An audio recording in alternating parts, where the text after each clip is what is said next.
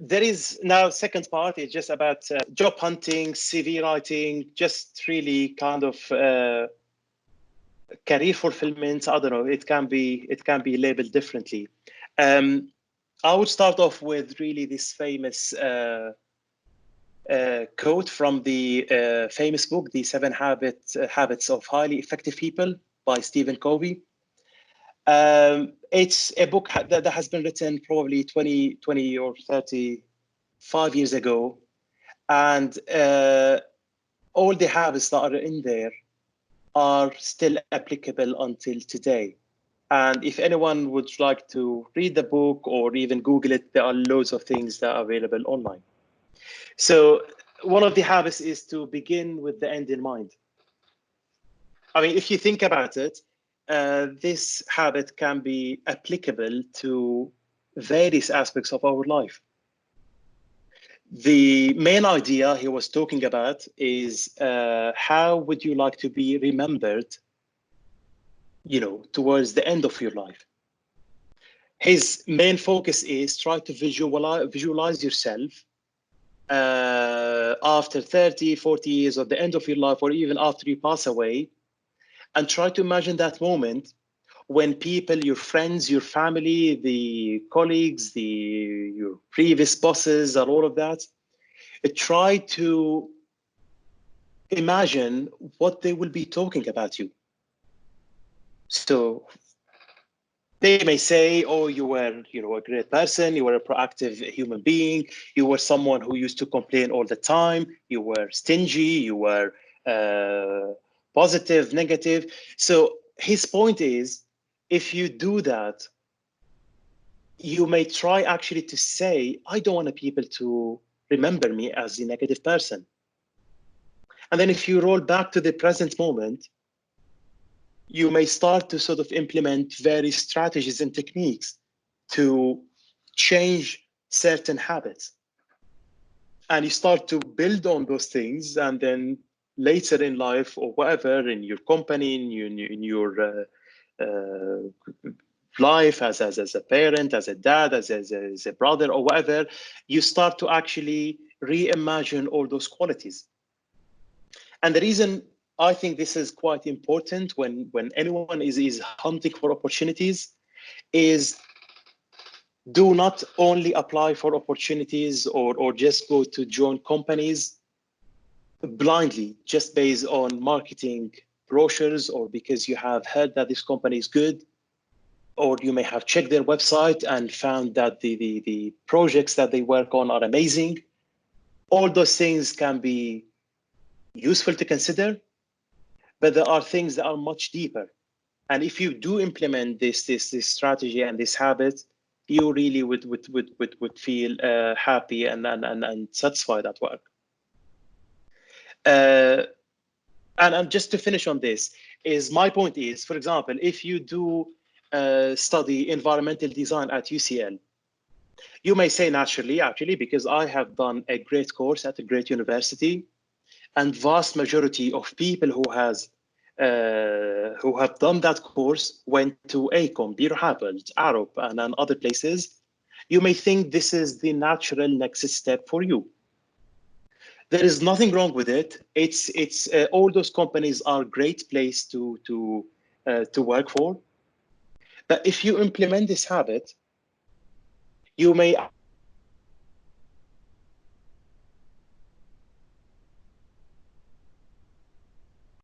start to do network groups. Yes, sorry, it cut out for a bit. Yeah, it cut out for a bit. Oops. Okay. Can you still see the screen? Yes, it's working now. Yeah. So go to networking events, and let's take Bir Hapeld as an example, because I did work there. And if you manage to find someone who has been there for 20, 30 years, a partner or whatever, start to talk to them, start to ask them questions. And then once you leave that meeting, just reflect back and say, should I have given the opportunity to work for this organization? Do I see myself in 30 years' time like that person in that position? doing the work that he's doing or she's doing. And then I would leave it to you to decide later to say, yes, it's the very right opportunity. And if I do join that company, I need that probably person or someone at that person in terms of experience to be my mentor. Because you look at the end, at the time when you will be close to retirement, and you manage to actually visualize yourself to say, yes, that's for me. If the answer is no, don't give up, go to other organizations or go to other places and companies, because you will find the right place that really would fulfill your career aspiration. And this is something is really interesting. I mean, I'm sure very few people do that, but this does happen. Some people say, I have worked in 4 or 5 countries, I speak 6 languages, I graduated from UCL, and once I finish my course or MSc or PhD, I just need to be reactive, not proactive.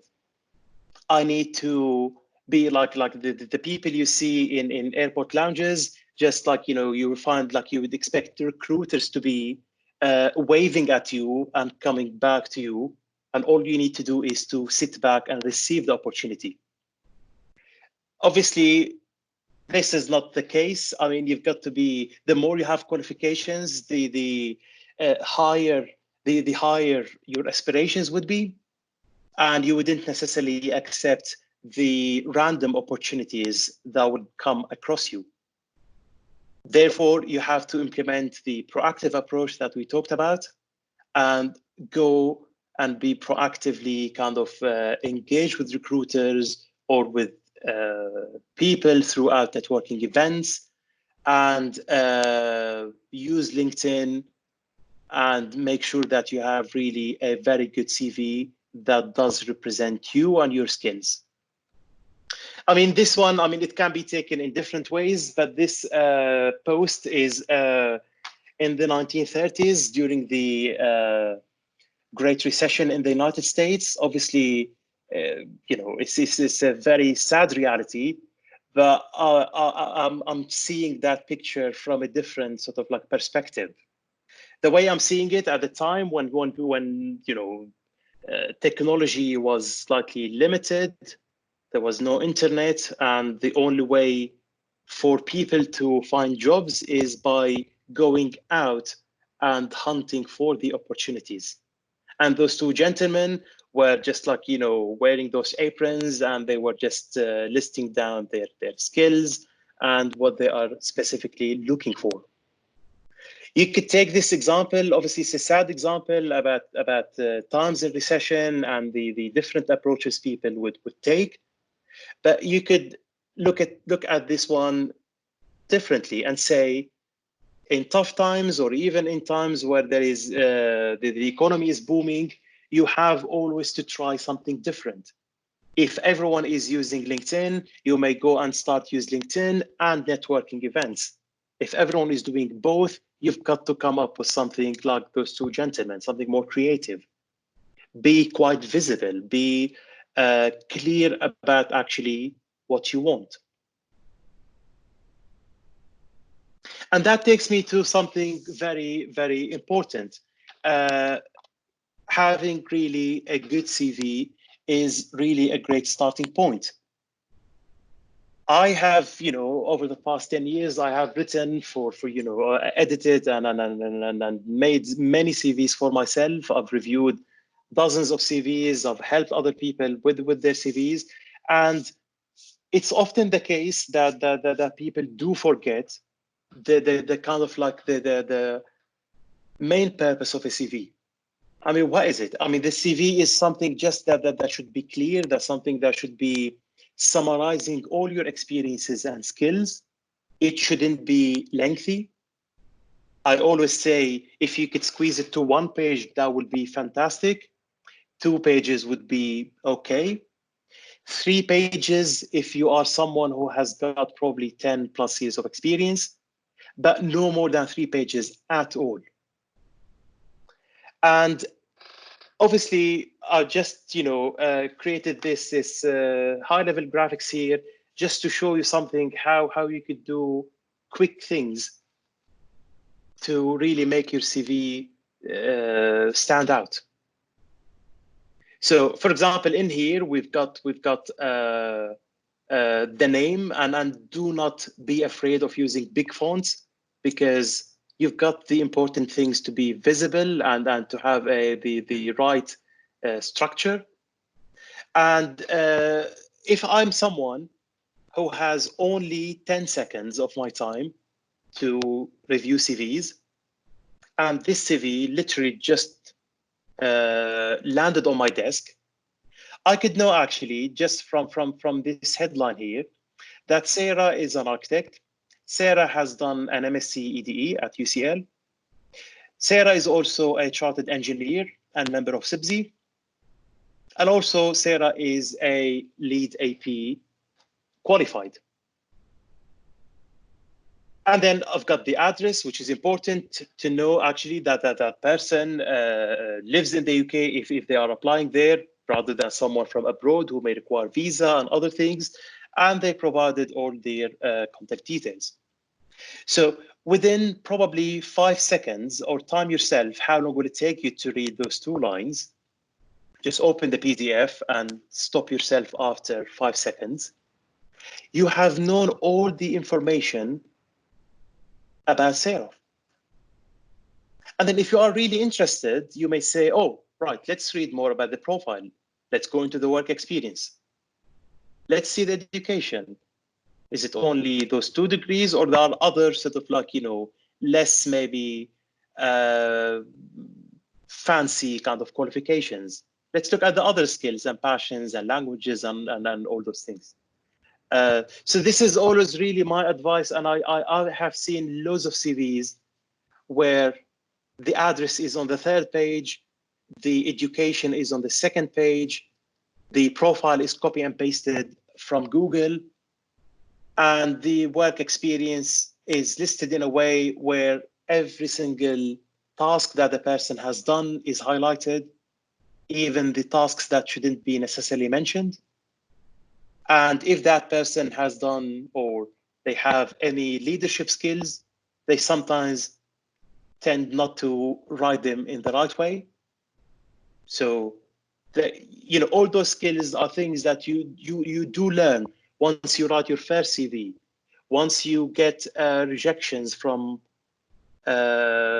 recruiters, if people are not necessarily replying to your CV. Face the reality that yes, there might be something wrong in your CV. And make sure that you ask a friend, you ask a colleague. If you are a student at UCL, they have fantastic free career service that hopefully most people are aware of, where you could go there, print off your CV, and they give you critical feedback on it. And even they do provide you with mock interviews. So if you say, I have an interview with ACOM for that role, they really prepare you very, very well for that role. They ask you critical questions. They really put you in that interview environment. Now, everyone is now using LinkedIn, and there is no surprise. It's a great platform for finding careers. It's a very professional platform where you could really network and connect with other people. And I did come across this visual guide from Leisure Jobs. It's a recruitment agency. You could find the whole guide by really simple Googling. And they really talk about the basic things, but I think there is no harm really reminding everyone about it, is that you really have to have a punchy headline. And they don't suggest at all having sort of like, a lengthy paragraph, but something really that captures the essence of your experience and your aspiration. Obviously, having a professional photograph is important, and make sure that actually you have a photo that is up to date. So when you show up to the interview, that people don't see someone who is completely different. No one cares about it, but it's good for you actually to kind of stay up to date, because people may say at some point, if you haven't updated your photo, maybe you haven't updated your headline, and you might be missing other things here and there. And there are other things, simple things like the URL, which is basically the link that defines the specific link to your profile. There are ways, easy ways to customize it and make it kind of easy for recruiters and people to find you online.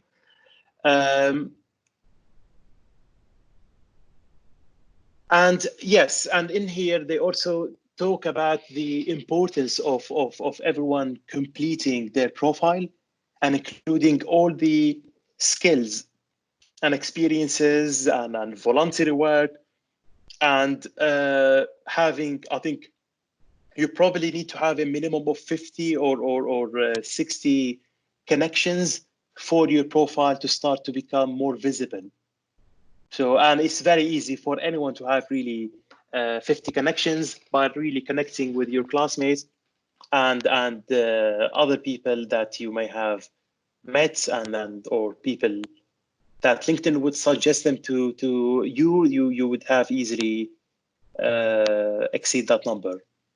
And something really interesting that was mentioned also in this summary kind of guide, that there are certain times during the week and certain days where if you post something, that will be a better time for visibility in certain parts of the world.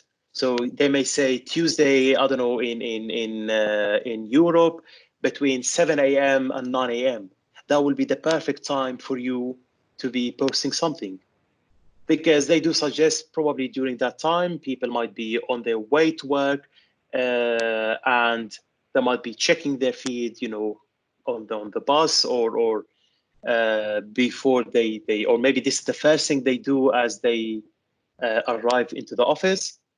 And Tuesdays and Thursdays, probably because Mondays people are insanely busy, they are still thinking about the weekend, and yeah, they have data to suggest that.